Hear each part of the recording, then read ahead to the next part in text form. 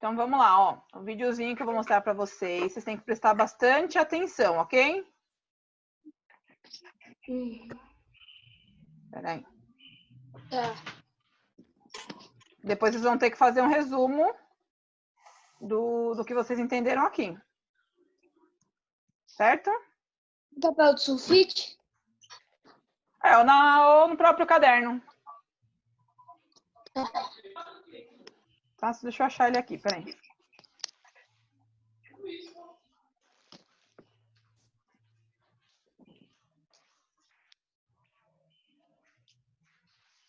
Só um minutinho.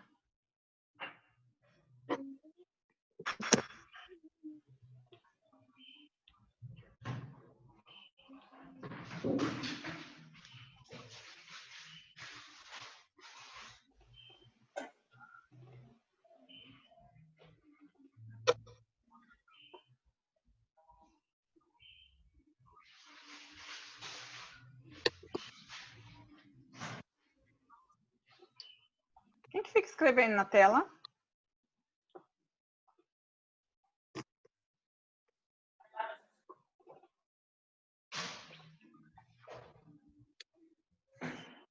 Tá todo mundo vendo?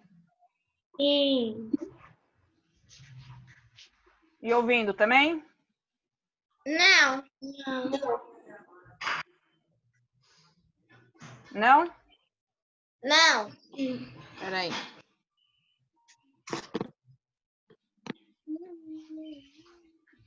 E agora?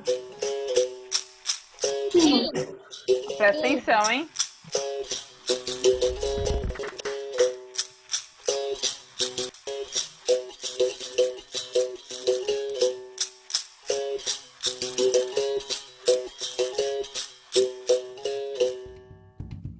Até recentemente, muito pouco era estudado sobre a O meu história, tá travando. normalmente reduzida à Internet. antiguidade aos egípcios. Porém, o crescimento do interesse e importância desse continente jogou luzes sobre a esquecida África subsaariana. Cercados por florestas, savanas, montanhas, o mar e o deserto, e convivendo com uma rica fauna, esses africanos viviam em pequenos reinos, muito parecidos com as cidades-estado da antiguidade.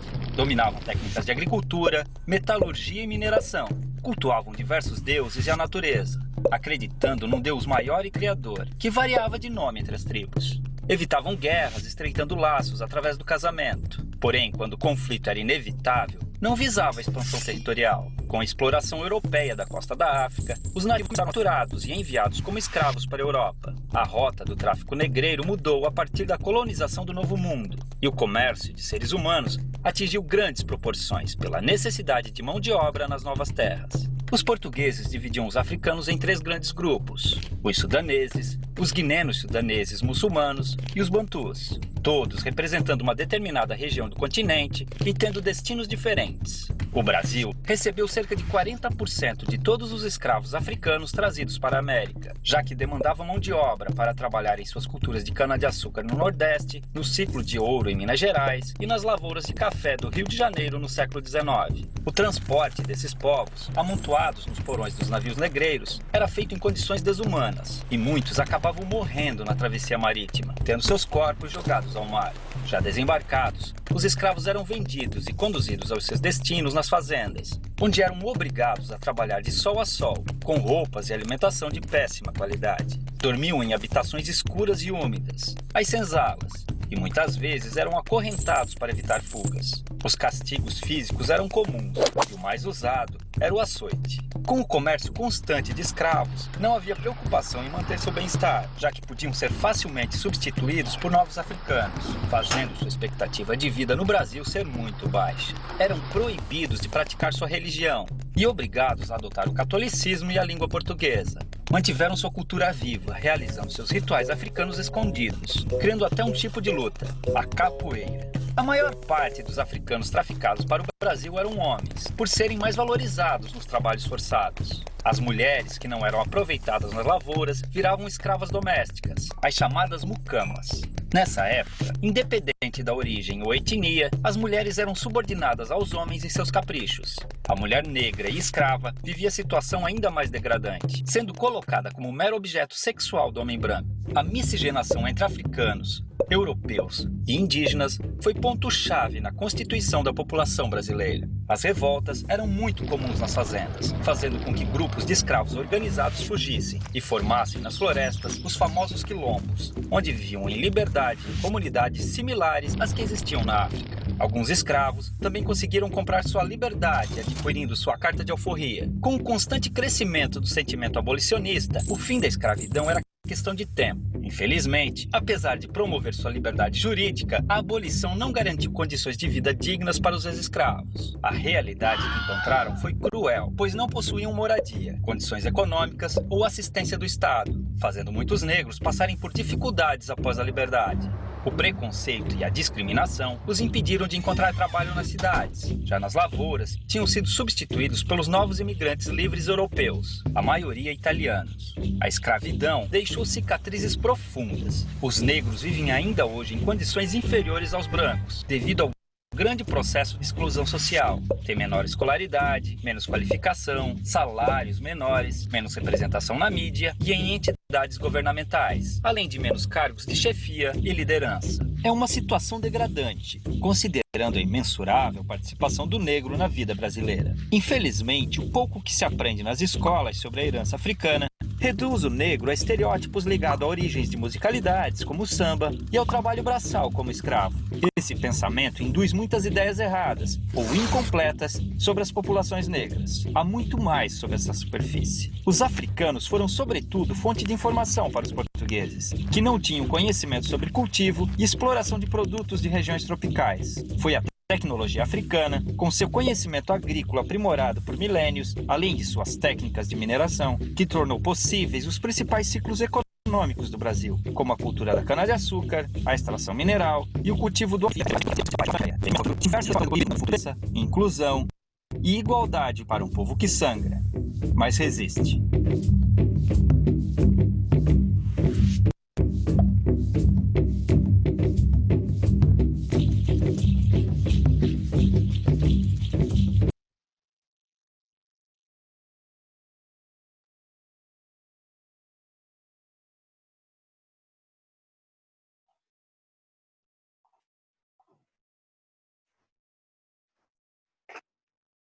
E aí, o que vocês acharam do vídeo? Eu acho legal. Vocês viram o quanto que o negro sofria antigamente por ser escravos? Sim. Então eles viviam, a gente já estudou isso, eles viviam todos amontoados, em situações precárias, certo? E mesmo com o final da escravidão, mesmo com o fim da escravidão, eles não tinham dinheiro, eles não tinham onde morar, então eles sofreram muito. E hoje em dia, as pessoas negras, infelizmente, ainda sofrem muito preconceito. Pro, Oi? se um negro ficasse doente e um branco não soubesse, e ele fosse dormir lá na tenda, sabe? Amontoado em outras pessoas, as outras pessoas também ficariam doentes? Se a doença for transmissível, sim. É igual o coronavírus. Se uma pessoa está doente, você tem contato com ela, você pode pegar o coronavírus também. Tem várias doenças que passam. Tem algumas doenças que não passam, mas tem muitas doenças que passam de uma pessoa para outra. Às vezes pelo contato, às vezes pelo ar, pelo espirro. Então, tudo isso passa. Certo? Então, vocês vão ter que fazer um resuminho do que vocês entenderam nesse vídeo. E eu vou pôr um outro aqui para vocês assistirem também. Tá. O outro tem que fazer o resumo do outro também? Deixa aí. Sim, senhora. Os dois? Sim, senhora. Poderia ser. Quer que eu passe 3?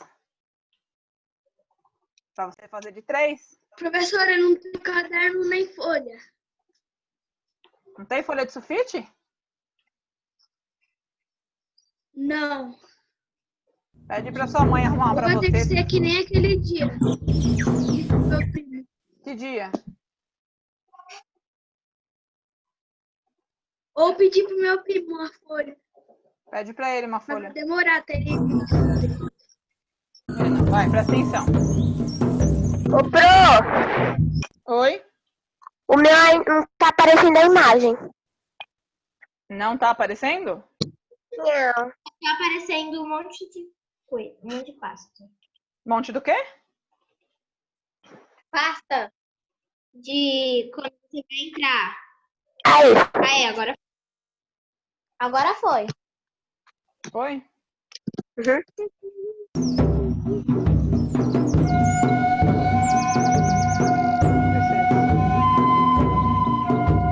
Isso que eu tô fazendo. Primeiro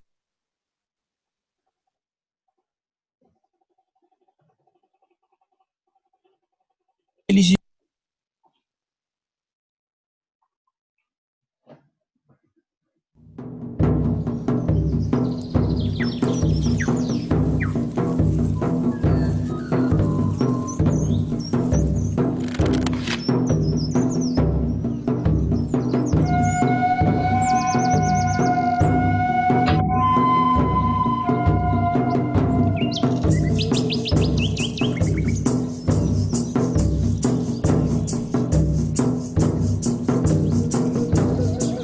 Quando Cristóvão Colombo navegou até a América em 1492, pensou que tivesse chegado às Índias, batizando de índios os nativos que encontrou.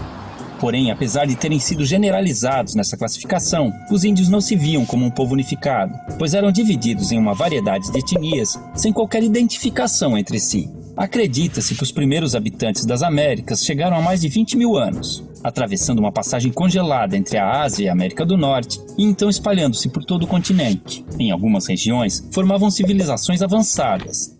Já no Brasil, fragmentaram-se por todo o território, formando grupos de diferentes tamanhos. Eram sociedades comunais, descentralizadas e igualitárias, vivendo da caça, pesca e agricultura de subsistência, e em sua maioria seminômades, mudando suas aldeias de local conforme os recursos naturais fossem se esgotando, permitindo, mesmo que involuntariamente, a recuperação natural do solo abandonado. As habitações eram geralmente coletivas, chamadas de ocas, variavam de tamanho e forma entre as tribos, mas normalmente eram dispostas em torno de um espaço cerimonial, onde realizava-se todo tipo de atividade diária, além de celebrações e ritos conduzidos por pajés e anciões. As tribos eram formadas por laços de parentesco e afinidades, e mantinham contatos com outras comunidades através de relações de comércio, cooperação, casamentos, alianças e também de guerras, que eram comuns entre as sociedades indígenas, apesar de sua natureza pacífica.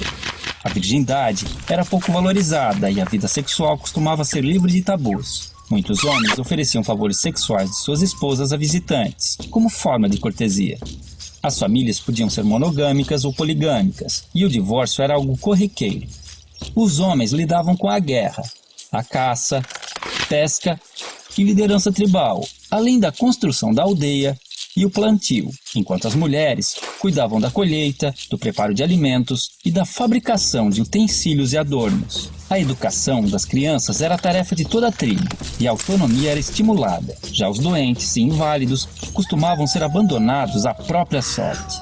Os indígenas tinham conhecimento na fabricação de bebidas fermentadas e deixaram grande herança à culinária brasileira, com pratos derivados da mandioca e do milho. Sua dieta também era diversificada em proteínas animais, graças à caça e à pesca. Em festejos, cobriam seus corpos com pinturas, penas e plumas, e a nudez no dia a dia era comum e não causava vergonha. Por viverem em florestas, muitas vezes precisavam usar protetores genitais e tangas, mas mantas cobrindo o corpo eram raras. Muito higiênicos, devemos a eles o costume do banho diário. Mantinham muitos ritos e crenças religiosas, os quais podemos identificar por xamanismo, uma mistura de religião, crença, sistema de pensamento e configuração do mundo, em que acredita-se num universo não linear, sem início e sem fim definidos, onde o tempo se confunde. Não possuíam uma doutrina, assim como não acreditavam em um Deus único e supremo, tendo a figura do xamã, o pajé, como seu elo com o mundo divino. Em sociedades sem esses representantes, acreditava-se que os espíritos e antepassados se comunicavam com os humanos através de animais, sonhos e visões. Muitas de suas lendas tornaram-se populares entre os não-índios, enriquecendo o folclore nacional. O uso de alucinógenos, tabacos e ervas era muito comum nos mais diversos rituais. Orientados pelas fases da Lua e conhecimentos astronômicos, entendiam as relações entre as mudanças climáticas, nas quais baseavam seu plantio e colheita. Antes da chegada dos europeus, acredita-se que existiam mais de 1.300 idiomas nativos, hoje reduzidos a apenas 270, que deram origem a diversas palavras da língua portuguesa. não possuíam um sistema de escrita, mas algumas sociedades desenvolveram sinais e formas gráficas cujo estudo pode revelar mais sobre seus hábitos. Há indícios de uma grande diversidade de produção artística, que integrava-se ao seu modo de vida e ritos cotidianos, com destaque para a dança, a cerâmica, a tecelagem, a cestaria, a pintura corporal, a arte plumária e principalmente a música. Contudo, os indígenas não possuíam a figura do artista, e todos podiam ser hábeis em diversos aspectos, pois dedicar-se exclusivamente a uma atividade, como na sociedade atual, era sinal de desequilíbrio espiritual e obsessão. Quando os portugueses chegaram em 1500, estima-se que encontraram mais de 5 milhões de indivíduos, divididos em tribos e comunidades, diferentes entre si, mas iguais aos olhos do colonizador, responsável por reduzi-los a menos de 600 mil em poucos séculos. Desconhecendo invenções ocidentais como o espelho, a roda e as armas de fogo, o choque cultural foi enorme, assim como o fascínio dos indígenas, que ainda viviam em sua pré-história. 3 armas foram fundamentais para o domínio dos colonizadores sobre os nativos. A arma de fogo, aliada nas conquistas das tribos e determinante na aceitação da superioridade portuguesa pelos índios remanescentes. A Bíblia do Jesuíta, responsável pela aculturação dos indígenas e a adequação ao moralismo cristão dos ocidentais. E uma invisível e poderosa arma biológica, inicialmente de forma involuntária, mas por vezes criminosa, o contato com os estrangeiros espalhou doenças e epidemias, às quais os nativos não possuíam imunidade, dizimando-os aos milhares e facilitando a ocupação de suas terras, como aconteceu no sul do Maranhão, onde fazendeiros deram roupas infectadas com varíola para as tribos locais. Porém, muitos indígenas auxiliaram os portugueses em expedições ao interior, em conflitos com outras tribos e ajudaram a escravizar grupos inimigos, além de fornecerem aos colonos produtos como a madeira, condimentos e substâncias medicinais. Isso tudo forçou os remanescentes a viver em condições precárias por muito tempo. Somente em 1967, com a criação da FUNAI, começaram a surgir e ganhar força associações indígenas que buscam melhorias em áreas como saúde, educação, meio ambiente, patrimônio e demarcação de terras. Em 1961, foi criada a primeira reserva indígena brasileira, o Parque do Xingu, representando um grande avanço nas conquistas desse povo. Há hoje no Brasil comunidades indígenas em todos os estados, e muitas lutam pela sobrevivência e manutenção de seus costumes e tradições, sendo constantemente ameaçadas pelo agronegócio, que busca expandir seu território, mesmo através de métodos irregulares. Muitos índios são mortos em conflitos ou expulsos de suas terras, acabando em situação de pobreza nas grandes cidades, vítimas de preconceito e violações de direitos humanos. Como se não bastasse, alguns povos começaram a sofrer novas influências de grupos religiosos neopentecostais, que, impondo conceitos como o pecado e a culpa, geraram conflitos internos, fazendo os índios verem no suicídio uma saída para seus problemas. Contudo, ainda existem tribos isoladas no mundo moderno, vivendo como seus ancestrais, principalmente na região amazônica. Outro caso interessante são grupos que vivem em cidades e reivindicam a condição de povo indígena, num processo conhecido como etnogênese. Pois, de acordo com a antropologia, a etnia vai além dos traços físicos, sendo também um grupo social, e enquanto mantiverem seus sentidos e valores identificando como tais, esses indivíduos não deixarão de ser índios. Assim, podemos vê-los integrados aos hábitos modernos, e vivendo nas cidades, ocupando o mercado de trabalho, cadeiras nas universidades e cargos públicos, buscando também representação política.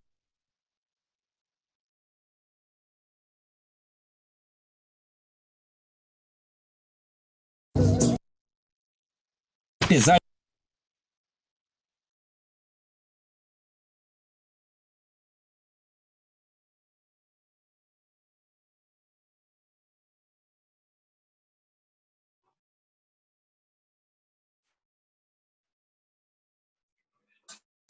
E aí, conseguiram prestar atenção?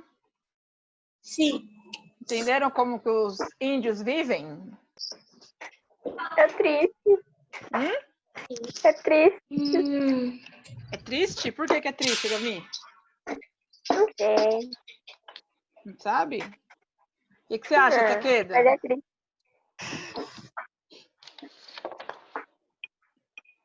Eu acho que os não sei, os portugueses passavam umas doenças para os indígenas, eles ficavam doentes, aí ficaram menos índios. Eles passavam as Vai. doenças, porque aí os índios morriam, né? E aí eles Aí os conseguiam pegar a portugueses terra. aí tomavam os lugares índios do país dos índios. Isso mesmo, isso mesmo. Eles passavam as doenças para os índios, para que eles pudessem tomar a terra daqueles índios quando eles morressem. Aí depois criou mais gente, aí chegaram mais portugueses. no Aí foi cada Brasil. vez chegando mais portugueses, diminuindo a quantidade de índios. É triste. Hã? Aí os índios eram escravos Não sei. dos portugueses. Depois, com o passar do tempo, os negros viraram escravos dos portugueses, dos brancos, na verdade. E as mulheres eram escravas para, tipo, trabalharem. Isso. Os homens trabalhavam nas coisas mais pesadas, caça, essas coisas, né? E as mulheres trabalhavam em casa. E as mulheres indígenas trabalhavam para as mulheres portuguesas. Isso, trabalhavam para as portuguesas nas casas delas. Elas Eram empregadas, eram tipo empregadas domésticas. Hã? Os indígenas, que eram as mulheres, elas eram mandonas, que trazia tudo. Elas eram o pessoal, as portuguesas, né, mandavam nas escravas. Aí os portugueses davam chicote nos indígenas. Se os escravos não obedecessem às regras dos brancos, das pessoas brancas, ou tentassem fugir do local que eles dormiam, eles apanhavam, eles levavam chicotada, como você viu nas imagens. E aquela coisa vermelha saindo é sangue. Será que Só eles ia iam gostar sangue se eles pegassem um das chicote costas. metido na costa deles? Que, Vi? O que você falou, Vitória? Será que eles iam gostar se os negros pegassem um chicote e tacassem na costa deles? Claro que não. E muitos negros, pessoal, ficaram com marcas nas costas pro resto da vida deles, até eles morrerem. Porque apanhava e ia marcando, ia cortando as costas dele. Eles eram amarrados, tá? Tanto na mão, a parte de cima do tronco, quanto a parte de baixo. Oi, Marcos. Não deve doer aqui em cima. Oi, Marcos. Professora, Onde vai ter os pausa de 20 minutos? portugueses pegavam aquelas Presta atenção, armas seu e Marcos. atiravam nos indígenas? É o quê, Davi? É que eu vi no vídeo. Não, eu não entendi a sua pergunta. Os portugueses pegavam as armas. Na verdade, eles apanhavam com chicote. Onde vai Aquela ter pausa de 20 minutos? Mas os índios. Espera, Marcos, presta atenção no conteúdo. Mas Aí os depois tem que índios fazer o resumo, não sabe como fazer, né? Fala, Davi. Mas os índios, como eu ia falar, eles iam ler as Bíblias. Eles tinham que ler bastante.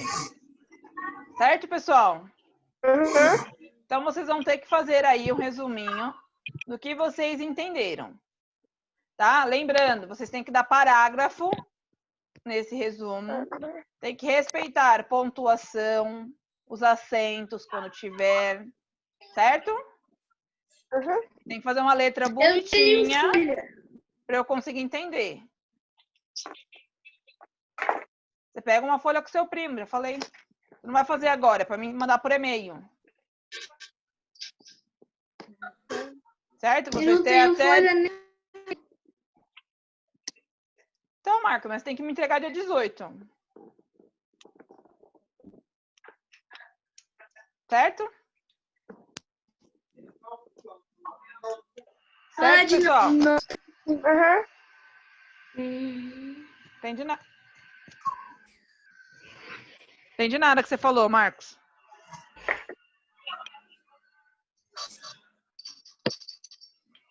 O caderno da Júlia não tá aí?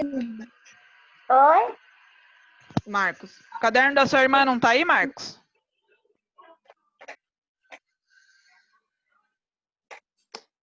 Da Júlia? É. Deixa eu ver. Então, pessoal, vocês vão ter que fazer um resumo desses 2 vídeos que vocês viram, certo? E tem que me entregar por e-mail até dia 18. Certo? Marca aí na agenda de vocês. Tá bom. Show, Marcos?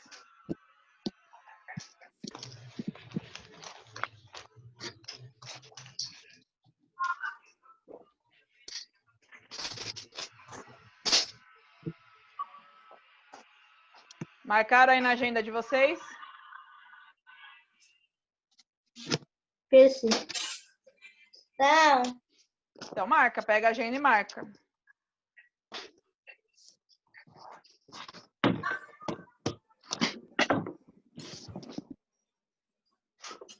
É do livro de português. É do caderno de português?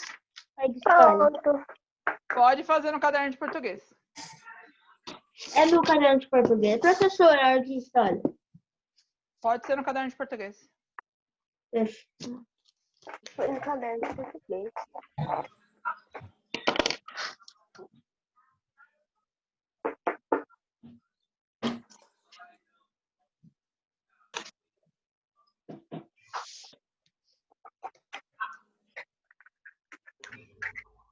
Fazer o trabalho, amanhã até dia 18 do 6. 16? 16? Ah, tá. Então aqui, ó. Fazer um resumo dos 2 vídeos assistidos na aula online do dia 16 do 6 e entregar via e-mail dia 18 do 6. Vou colocar aqui até dia 18 do 6, tá? Quem quiser entregar antes, pode entregar. Pronto?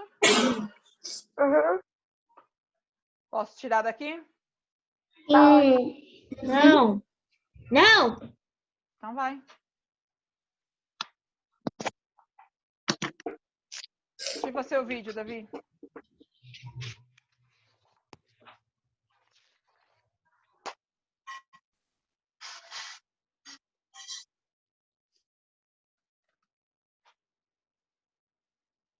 Pode fazer até quantas linhas, Pro?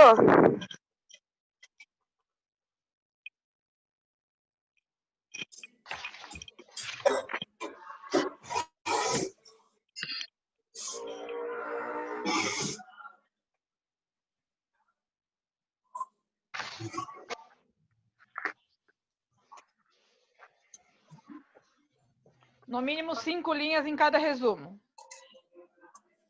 No máximo, quantas vocês quiserem. Vai valer nota, tá?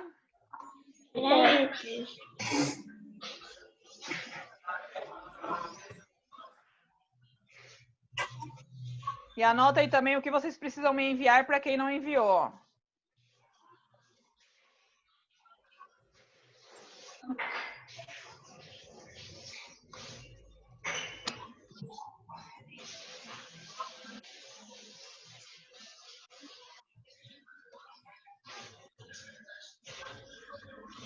Tudo até dia 18 do 6, tá? Tá. Quem te mandou o resumo? Quem mandou, acho que foi o Davi. Acho que a Vitória mandou, não mandou, Vitória? Sim. Acho que só essas duas que mandaram, acho que você mandou, não mandou, Lê? Não lembro. Não lembro de nada. Eu vou ver depois, mas acho... ou foi a redação das férias que você mandou, alguma coisa você mandou. Mas aí eu vejo e te falo.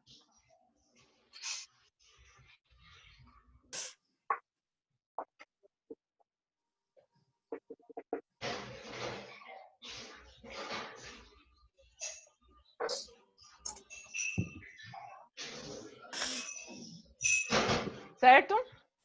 Uhum. Peraí.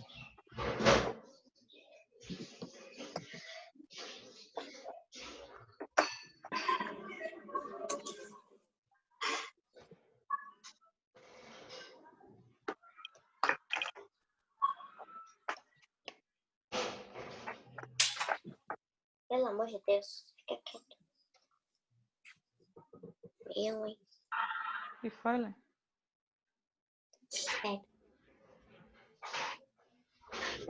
Não vai ser.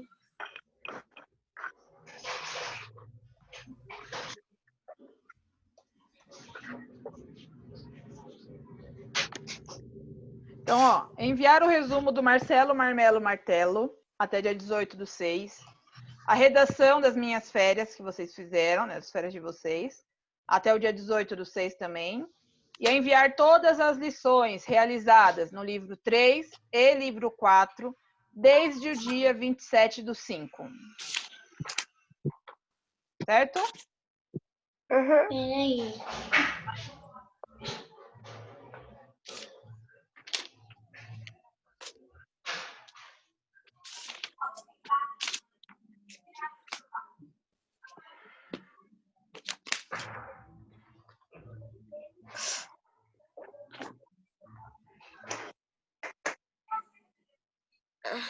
Pronto? Uhum. Marcaram tudo? Não. Davi Taqueda? Sim. Habilita seu vídeo, Davi.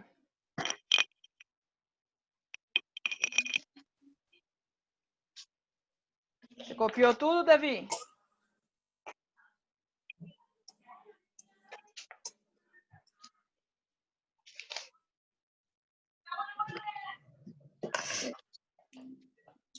Posso tirar daqui?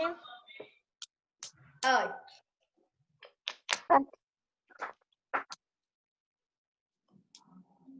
Posso tirar, Davi? Vitória? Dani? Sim. Lê?